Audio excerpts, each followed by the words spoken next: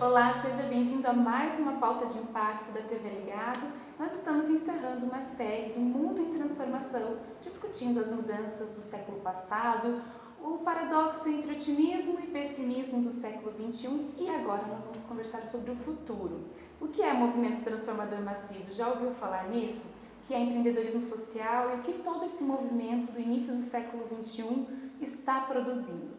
Eu converso com James Marins, que é presidente e fundador do Instituto Legado, autor do livro A Era do Impacto, e também com o professor Daniel Medeiros, que é professor de filosofia, história e doutor em educação.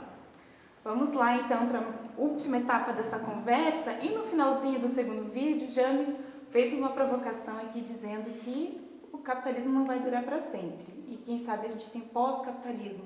O que a gente pode imaginar desse novo modelo econômico e o que ele tem a ver com o empreendedorismo social? O capitalismo é um fenômeno, sob o ponto de vista histórico, relativamente recente, com 200 ou 250 anos com esse modelo e muito intensificado a partir do século XX. O problema é que capital, trabalho e recursos naturais que geram a base do capitalismo já não são mais os mesmos.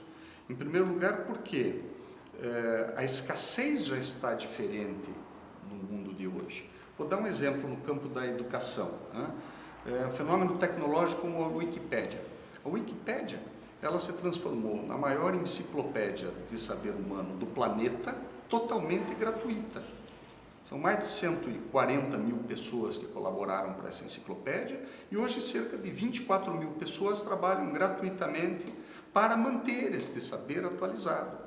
E a manutenção e distribuição desse saber leva isso para aquilo que os economistas chamam de um custo marginal próximo de zero. Ou seja, você consegue distribuir e manter este saber acontecendo com um custo de praticamente zero. O capitalismo não trabalha com custos praticamente zero. O capitalismo não gosta desta abundância de recursos, como por exemplo o que está acontecendo hoje com a educação, com o saber, com a própria disseminação de informações. Então, muitos dos fenômenos de hoje com os quais nós estamos vivendo, eles colocam o capitalismo em xeque.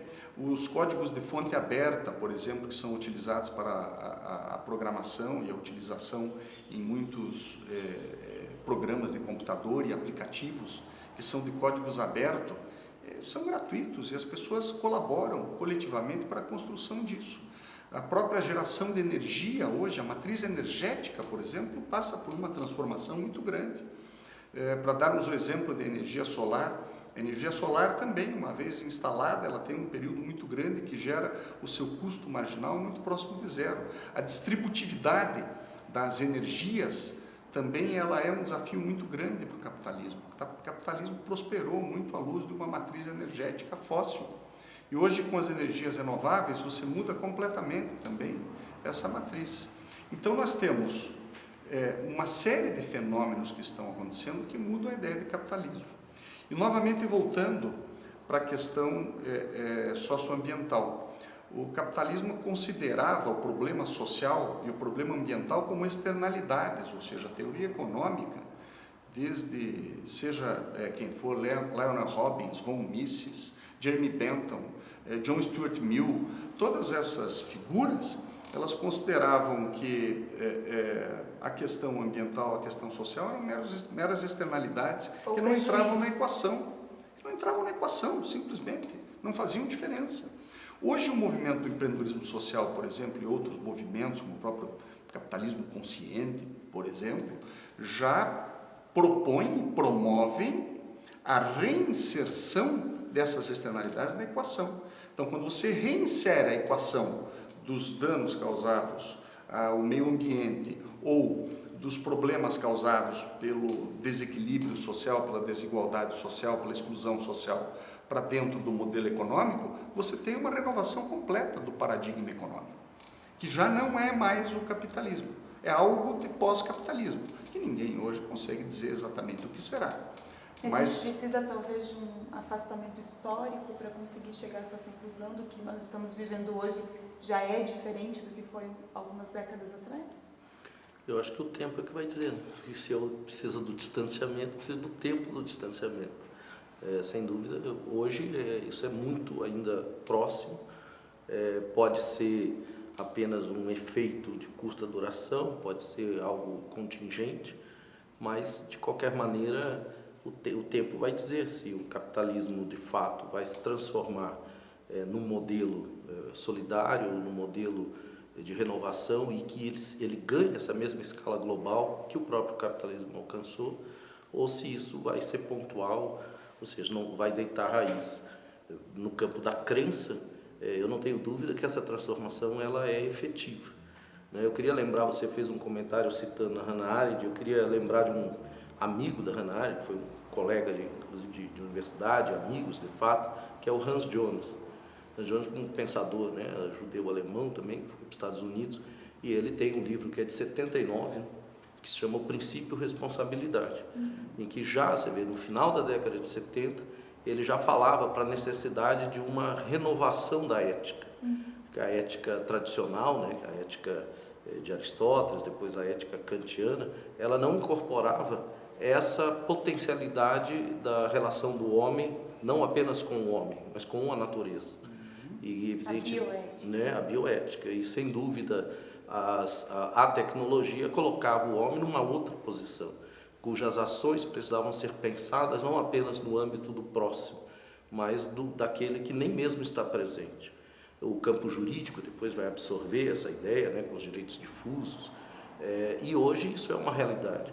Então eu vejo nesses movimentos algo que aponta para o que você falou, né, para um futuro de um capitalismo no qual as pessoas não vão deixar mais de considerar esses efeitos, ou seja, não é algo apenas contingente. É uma ideia de recursos inexauríveis associado a um delírio de alguns seres humanos de domínio da natureza. Sim. Né? Nos trouxe até onde nós estamos hoje.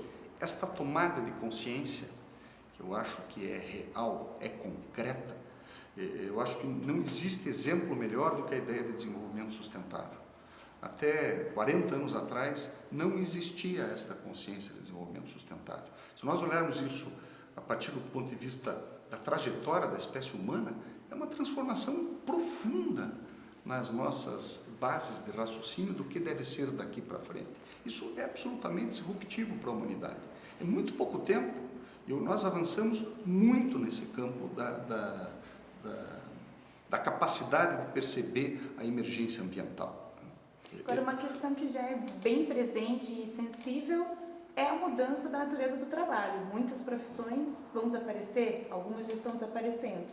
E, voltando ao princípio dos nossos vídeos anteriores, tem gente com medo disso, enxergando com maus olhos a inserção dessa tecnologia que substitui o trabalho, ou de trabalhos que não existem mais porque a dinâmica mudou. Como que o senhor avalia o futuro do trabalho? Eu queria só fazer um comentário, essa questão de transformação profunda. Eu acho que ela, de fato, vai se enraizar quando ela afetar a percepção moral das pessoas. Existem certos valores que as pessoas consideram inalienáveis dentro da sua ação no mundo. Né? No momento em que a questão ambiental ela se afetar o campo moral, sem dúvida ela não vem para ficar. Né? Eu acho que ainda falta essa questão que diz respeito ao processo educacional. As pessoas têm de entender que a transformação, ferindo a natureza, como se diz, ela já não é inexaurível, ela afeta efetivamente algo que há de mais íntimo na existência humana, como são uma série de outros valores familiares, valores da honra, da dignidade.